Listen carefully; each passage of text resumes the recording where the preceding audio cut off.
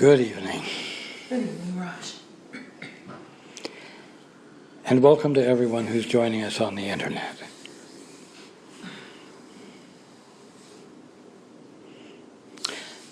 Tonight, I want to talk about how important you are. And I don't mean that in any grand, egotistical way. I mean it in a very grounded, essential way.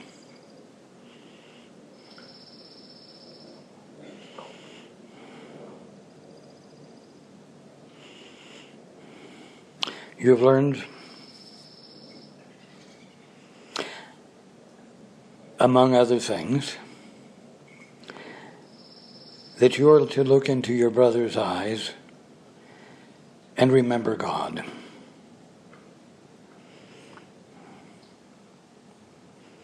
And you know what? That's the ultimate simplicity of being. It's the simple ultimate of being.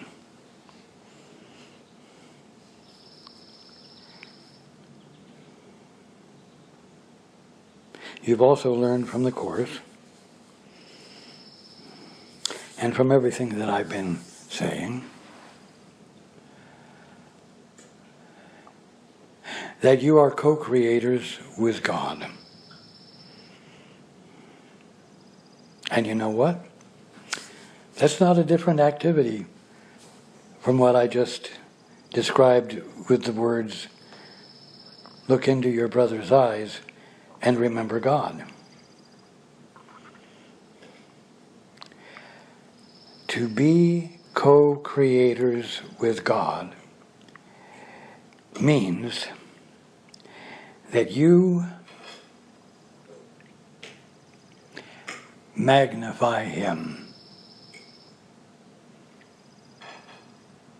It means that you bear witness to God.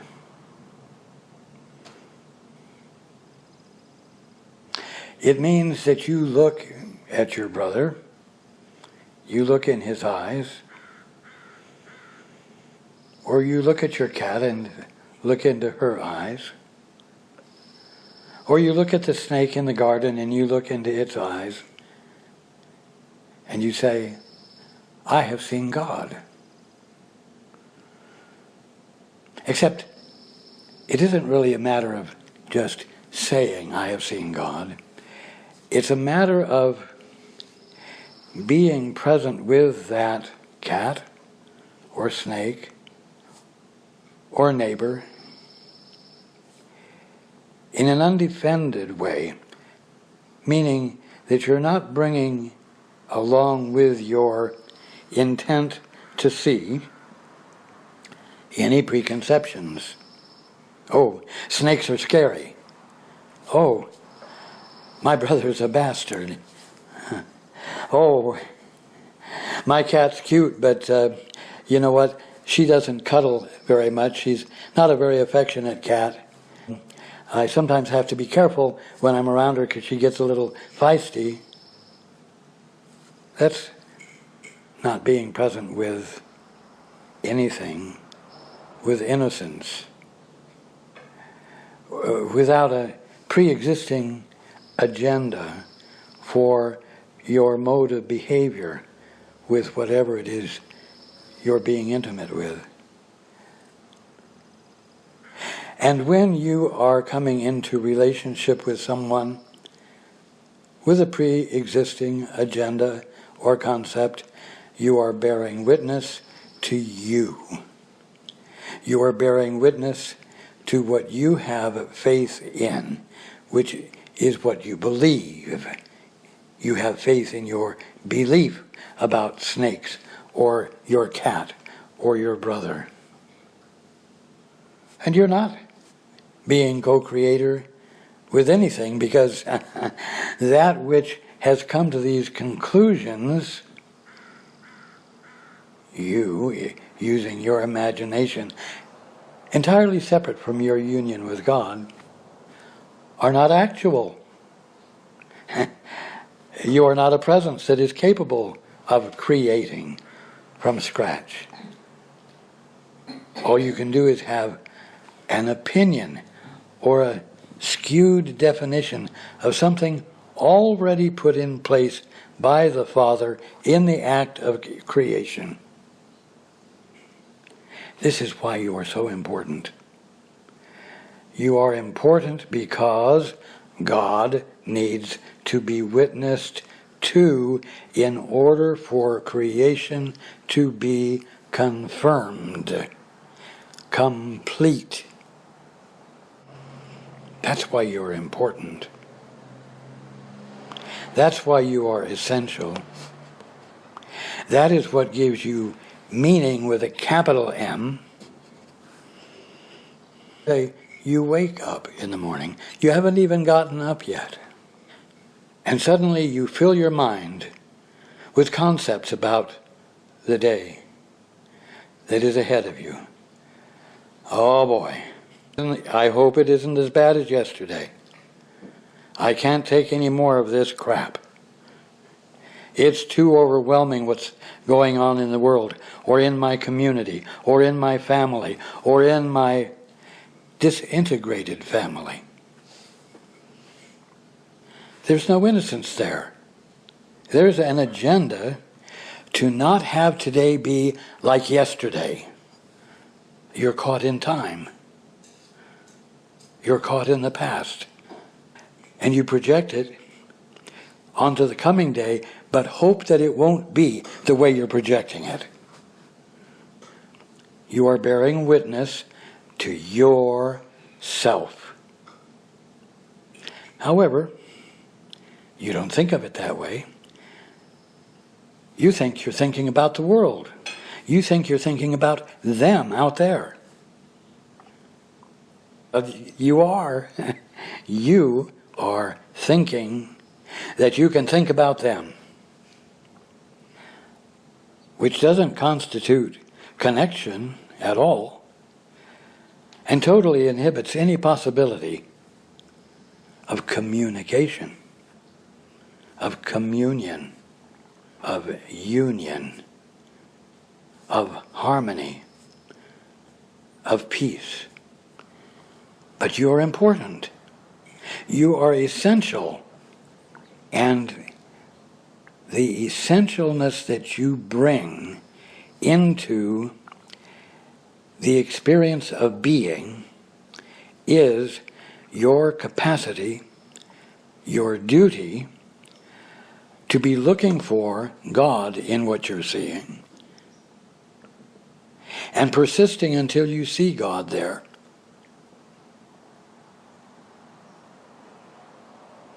Because then you are bearing witness to the Father and being co-creator with Him.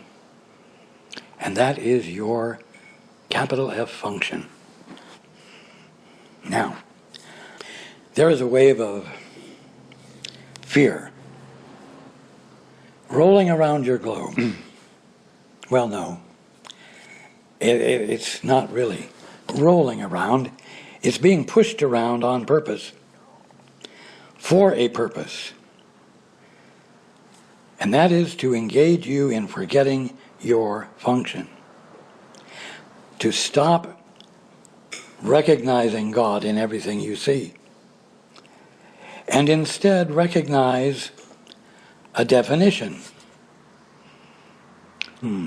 put forward by who knows who.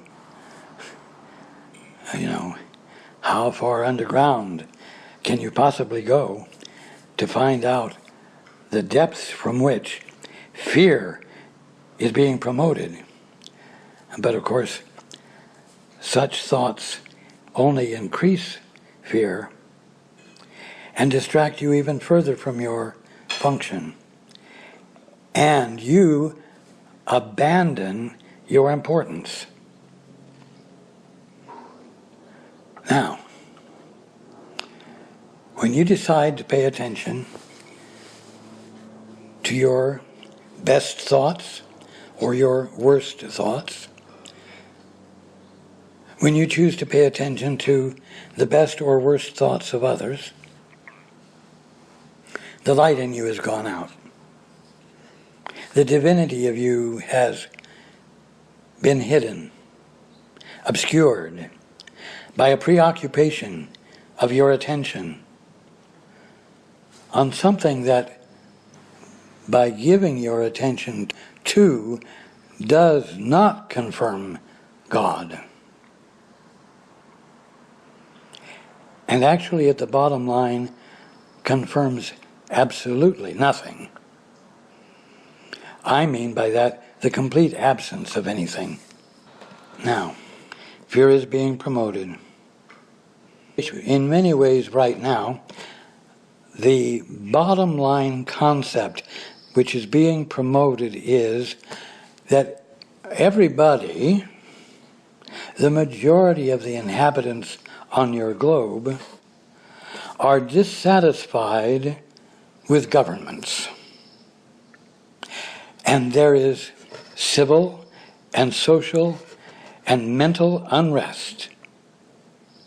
And that it, all by itself, is rising to the surface because it has been pushed down so far for so long that it's just bound and determined to come up.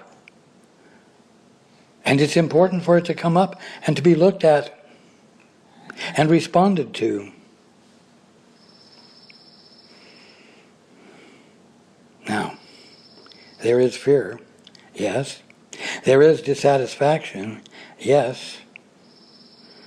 But it isn't coming from governments, and it isn't coming from family members, and it's not coming from the community you're in. It's not coming from any place out there, calling for correction out there. The unrest, the anger, the frustration is an automatic accompaniment to each one of you choosing to pay more attention to your thinking than to shut up and in the silence of the holy instant to turn to the Father, to ask of the Father to experience what the Father is being and what His perspective is. So that once the Father reveals it to you because you've let it in, a shift of perception occurs in you that allows for you to see God where you hadn't been able to see God. The fear, anxiety, tension, dissatisfaction, all of those things arise because it is unnatural for you to think that you can think on your own. To think that you have the capacity to be independent. And that your function is not to bear witness to God, but to bear witness to whatever the hell is important to you. Today, and who knows what it'll be tomorrow, but by damn it, whatever it is today, it's serious, it means something, and everybody better recognize it. Until you change your mind. And it's something else. But it will always be something else. And it will always keep everyone and everything off balance. Because being unjoined with your source is a state of imbalance itself. And so all of your perceptions will be imbalanced. And your importance will be out of sight. Because out of mind. because you're not giving your attention to your function, which is to complete the act of creation by recognizing God in it, right in your brother's eyes, and right in the snake's eyes, and right in the spider's eyes, and right in the kitten's eyes, and right in the baby's eyes, and right in the majesty of a 400-year-old redwood, or the first blossom of a petunia in spring. You hear what I'm saying?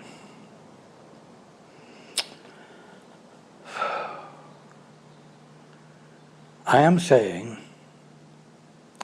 that those who are operating on the basis of the ego, on the basis of independence from the Father, are, for their very own selfish reasons, suggesting to you that people of a particular religion, or people of a particular race, or people of a certain gender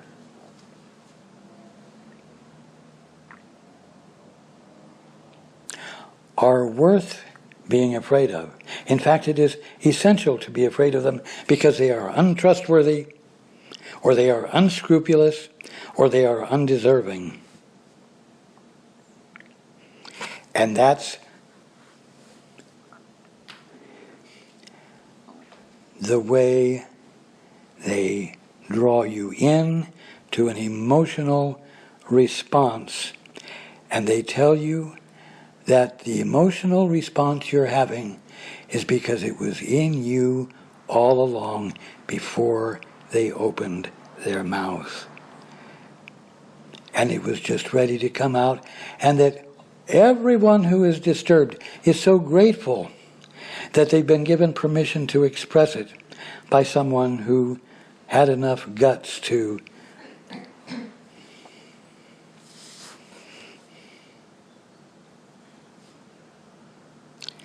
put forward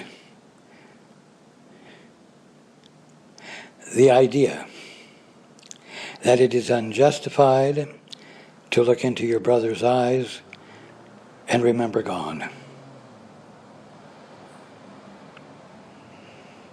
And so they fool you into thinking that you have an ally in them, when you didn't even know in the beginning that you were angry for the reasons they have told you you are. Yeah, you have been angry. You've been angry because you've been afraid, and you've been afraid because you've been in competition with God by authoring your own ideas, your own definitions, at odds with God, and that makes everyone nervous. Everyone who is engaging in it feels nervous because you are out of sync with your very own being. Now, it would be very helpful if, instead of blaming all of this uprise of anger on societies and religions and politicians and governments, and instead pointed your attention to the withinness of your being and said, you know what? No matter how fearful you are at the moment, if you will become still through any means that works for you, if you will still your mind, you will, in spite of the anxiety and the overwhelm you were experiencing, you will experience peace. The anxiety will actually be gone. And in that peace, then, it would be well for you to be encouraged by the hate mongers and warmongers to turn to the Father, to your source, and say, Father, what is the truth here? What is the God's honest truth here? What is your perspective? Infill me with the clarity of your capital V vision, which is responsible for creation, and help me to see you everywhere. If that were what was promoted, everything would move in a direction of increasing harmony. I mean actual cooperation globally. Because the problem would be being addressed. The real problem would be being addressed.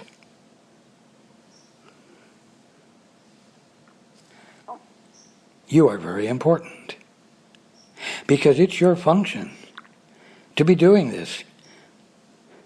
Not because a position of honor has been proffered to you, but because you are and have been from the beginning the son or daughter of God, the expression of the Creator.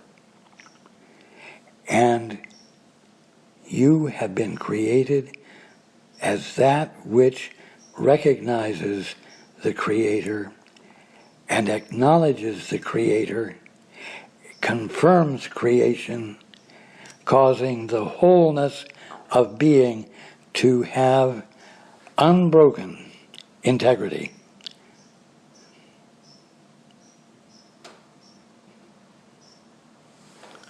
It takes a lot of media, newspapers, magazines, radio programs, television programs, Twitter, Facebook, social communication. It takes a lot of media to spread the gospel of fear, to spread the gospel of hate, and promote it and arouse it. And then,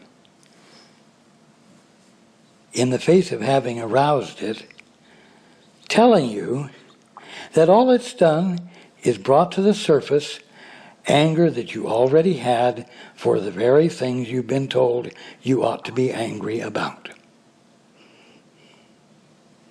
That's manipulation. That is deceit. And you know what? On the scale that it is occurring, it is evil. It is evil because it so completely distracts so much of the brotherhood from its function as co-creator and engages it in emotional responses of hate, of retaliation, of anger, of jealousy, and ultimately, through the use of force, stopping in whatever way it can anything that might allow for you to rediscover your capital F function, so that you might, in the face of all of the turmoil, take a moment, take 5 minutes to sit down and breathe deeply and slowly and meditate and get into your peace, and then choose to find out what the truth is so that you might act on it and in accordance with it because you feel it at the very core of your being as the very core of you. You're very important. Now, everyone is well aware of the scope of the attempt to influence mankind on your globe. A lot of effort and energy is put into bearing witness to evil, bearing witness to that which does not include God in any way. Every son and daughter of God needs to own his or her function completely enough to decide to bear witness to the truth, to bear witness to God through the media,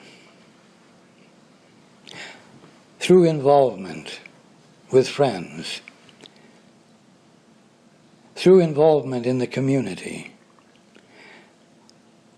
through involvement through social media.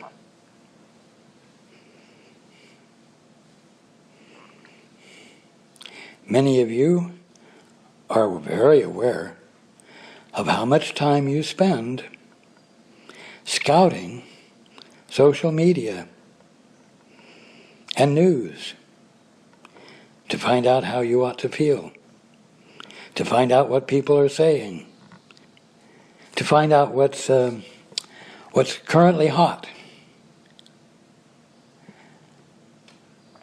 And you read, and you don't post. You read and you don't contradict. Now, I do not mean contradiction in the terms of argument in war. I'm talking about contradicting simply in terms of letting there be space in the media continuum that's filled with something that's true, so that those who are surfing for news come across it and have a chance to be reminded of what is true and to feel something in their soul rise up and say, yes. It is not the time to go into a cave or a closet to bear witness to God by acknowledging Him in your mind. It's time to bear witness to God in the marketplace. Does that mean spouting religious talk? Well, in some circumstances, that might turn out to be exactly the appropriate thing with the person standing in line ahead of you for 3 or 4 minutes. But more than anything, it has to do with speaking in a way that doesn't confirm the fears and the anxieties and the anger that confront you through the people you know and meet. And instead, with the advantage of practicing the holy instant, being able to share ideas in language that register and lighten the burden and inspire whoever it is you're dealing with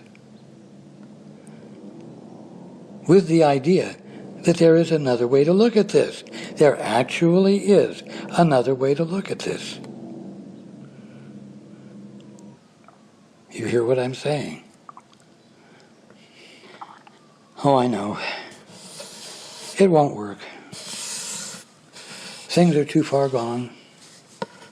Everybody's really just too angry. You know, somebody can be very angry and very bitter, and a hand gently placed on their shoulder with love can reduce them to tears. Tears of relief that they don't even know the reason for. But suddenly, the distress and the tension vanished. The floodgates opened. You see? And it brings us back to the very word I've been using for some time now, the word involvement. Oh yeah. I know, look into my brother's eyes and remember God. Man, if that brings about a change, that really will be a miracle. Yeah. Exactly. This is called A Course in Miracles. A course in sudden shifts of perception, meaning shifts out of one thing into another thing, shifts out of tininess into grandness, shift out of pain into relief and peace, shift out of sorrow into first peace and the feeling of the embrace of love, and then the joy that spontaneously comes forth from that. Yes, don't forget, we are talking about miracles.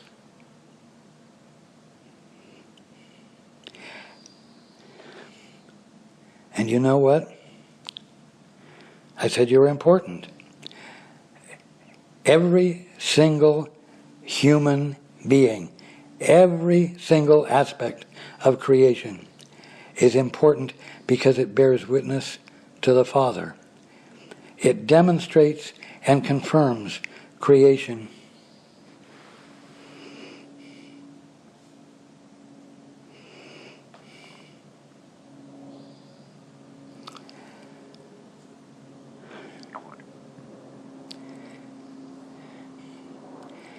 If miracles aren't possible, if sudden shifts of perception aren't possible, then there's no need for the book. Throw it away. But if the book actually means something, then I not only encourage you, but I challenge you, I charge you with the requirement to give more of your time each day to looking at everything, not for confirmation of how bad everything is, but to see confirmation of God right where it seems to be totally absent, because it is there. And the uncovering of it is the whole point of the miracle. It's the whole point of atonement. It's the whole point of the end of illusions.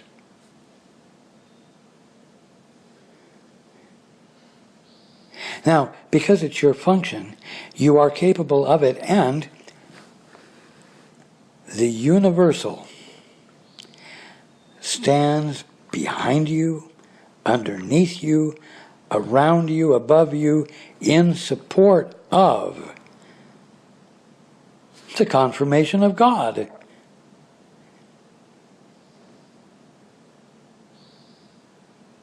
The confirmation of creation. So just because you're not used to this, just because you're not used to actually implementing it, is no reason not to experiment with it, not to try it with commitment. Do you have something else that's more worthy of exploring the possibility of with commitment? Is there anything else that promises what the truth promises, then stop arguing for the right to snooze a little longer or not do it quite yet.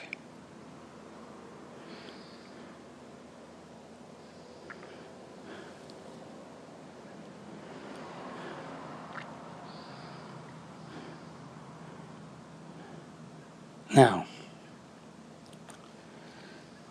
watch out for thinking. Because it's easy to interpret what I'm saying as participating in the war between good and evil.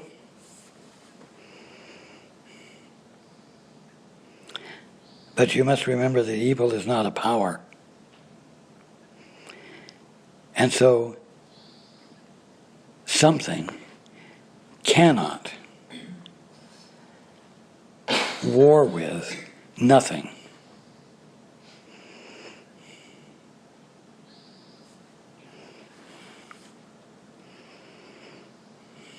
There's no war to it. What there is to it is simply neglecting to do the old any longer. Just neglecting.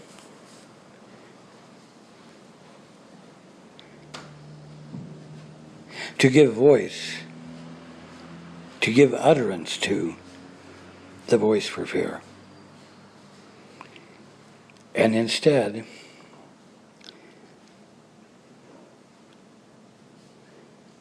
listening for the voice for truth and then giving voice to it. Where? To your brothers and sisters and to your world.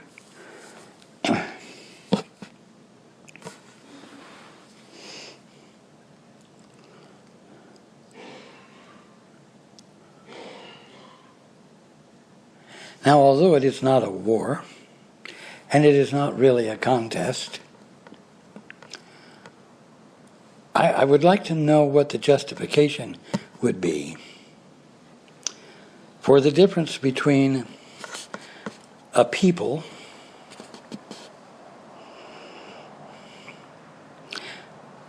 standing up in the multitude of themselves against a coup,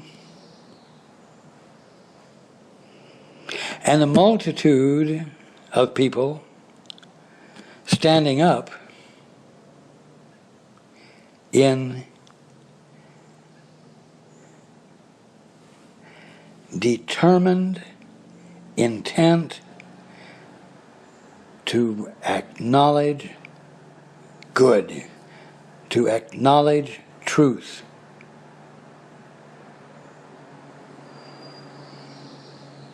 To give voice to it, to speak it loudly, to speak it persistently, to, well, for lack of better words, fill the desert full of flowers.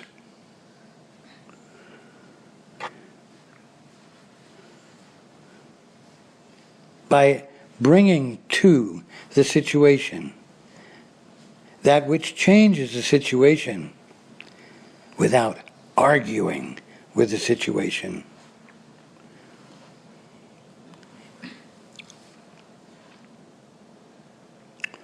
Everybody says, what can I do? Oh, well, you're part of the multitude of those who are conscious and who have the capacity to choose for peace before they look out into the world and make decisions and come to conclusions about it in order to determine their behavior. You're part of the multitude who knows how, through the holy instant or through meditation, to move into the place of silence where the still small voice, where the voice for truth, where wisdom of the ages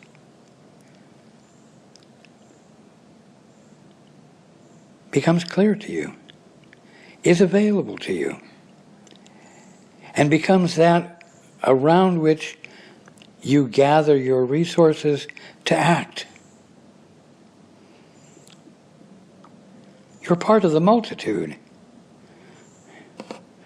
Whether you're sitting on the toilet in your apartment, or cooking in your kitchen in your mansion, or driving in your Honda down the freeway, you're part of the multitude of the sons and daughters of God who are important because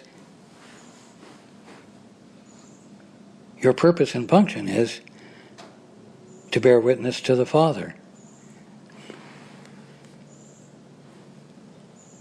And be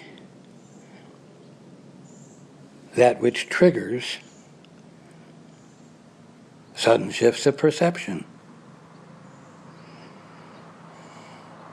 Miracles.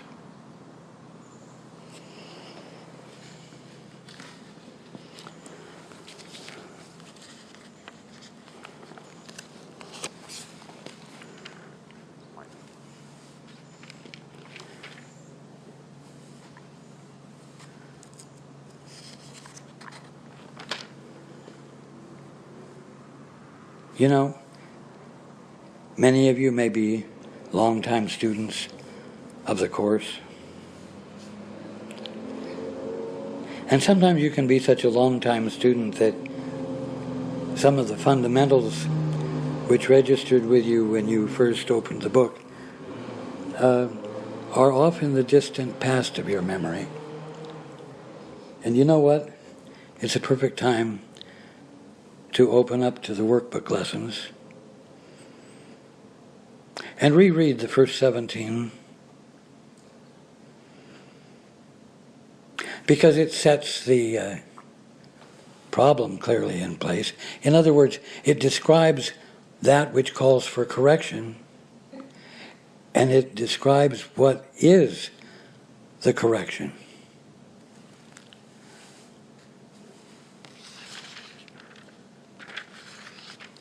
Now,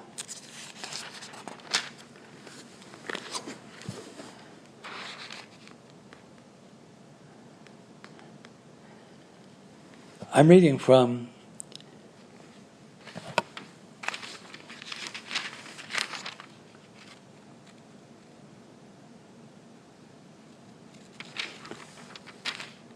Lesson 12.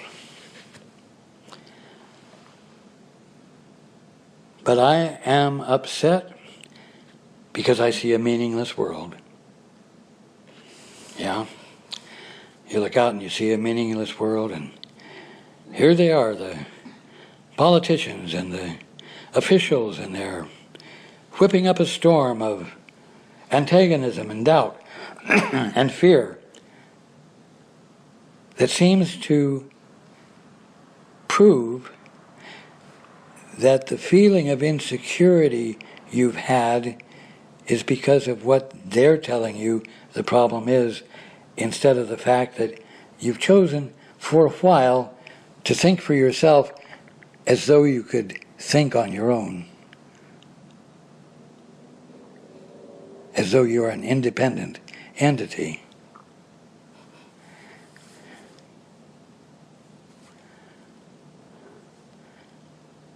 And so you're convinced that you're vulnerable. Vulnerable to God knows what from where. Because nobody's following the rules of war anymore. Nobody is intelligently fighting.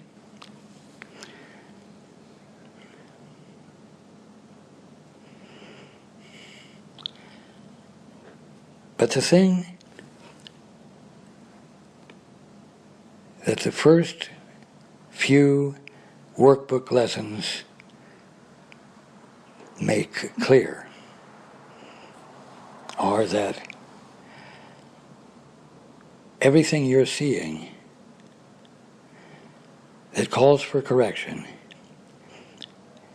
is being formed by that which you're using to look at everything through the lens of independence.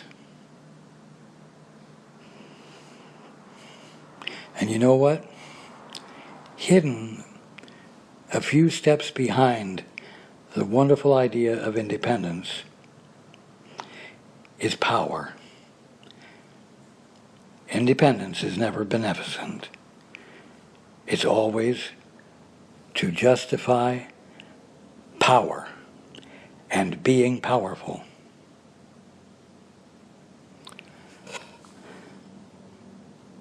And so you're looking at the world through a lens that causes you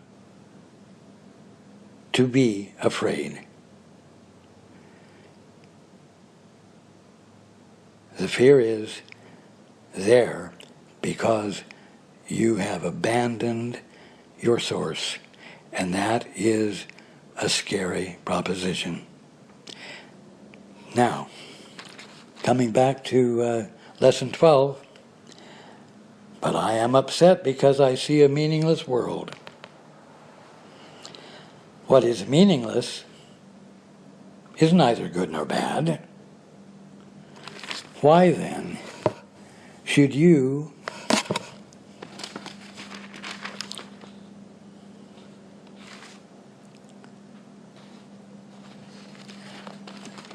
beg your pardon.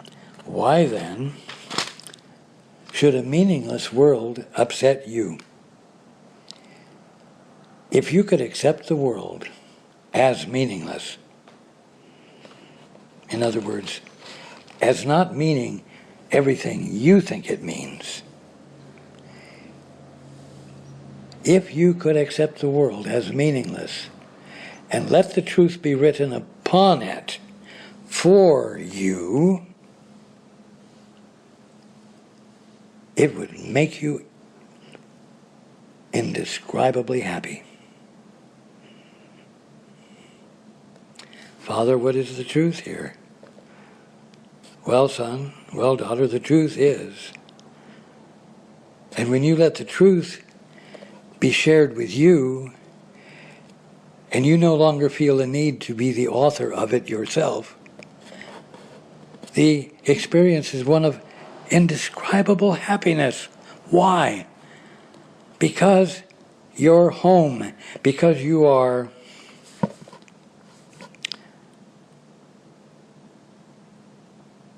fulfilling your function, your purpose. You are being what you were made to be. You are in complete harmony with the Father, co-creator of everything the Father is being. That is indescribable joy.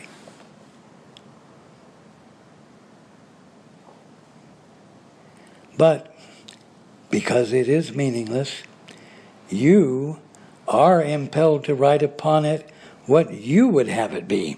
And there's the problem. It is this you see in it. All the definitions and meanings that you've given it.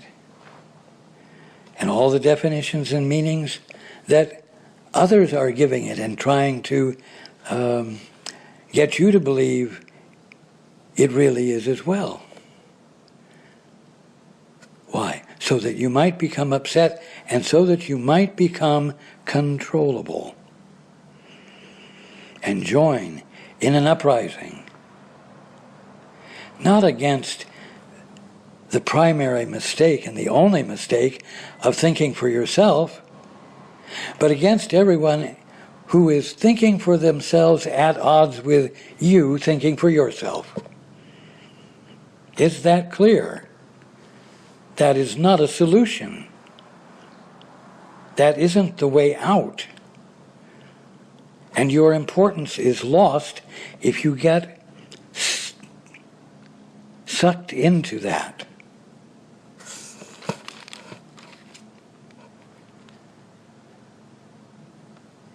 It is this you see in it, what you would write upon it. It is this that is meaningless in truth. listen to this.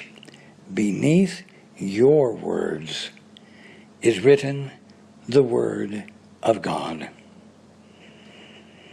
And that's why I say a prayer for you to give is, Father, let me see the more of what you're being than what I'm seeing right here or right there. Beneath your words, your definitions, your theories, your mean-spirited attempts to coerce, is written the Word of God.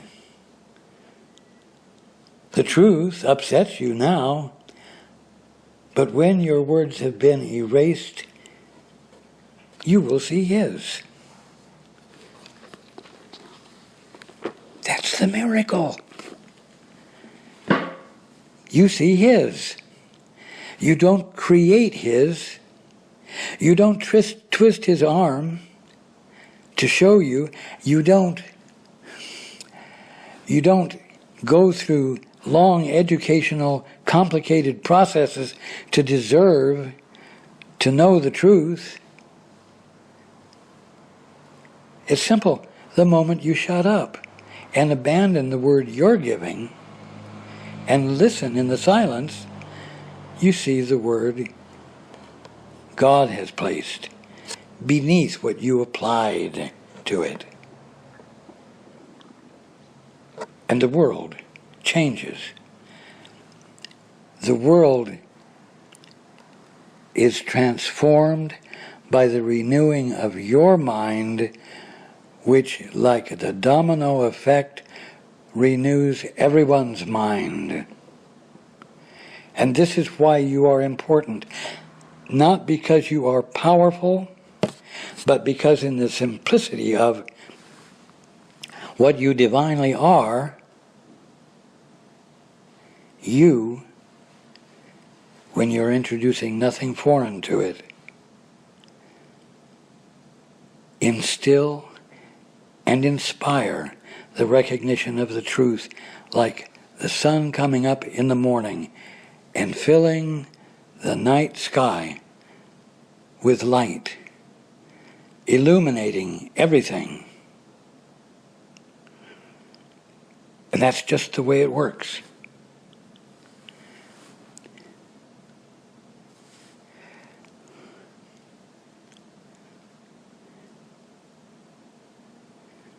You are the multitude.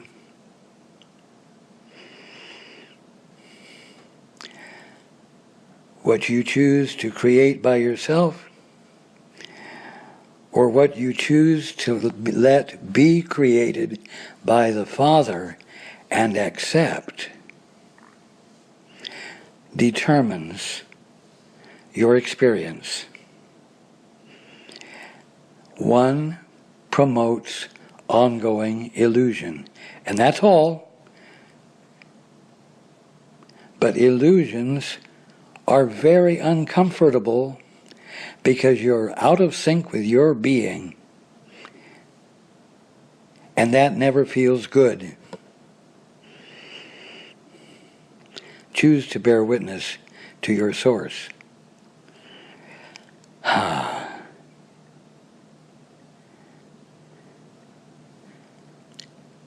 Exclamation point.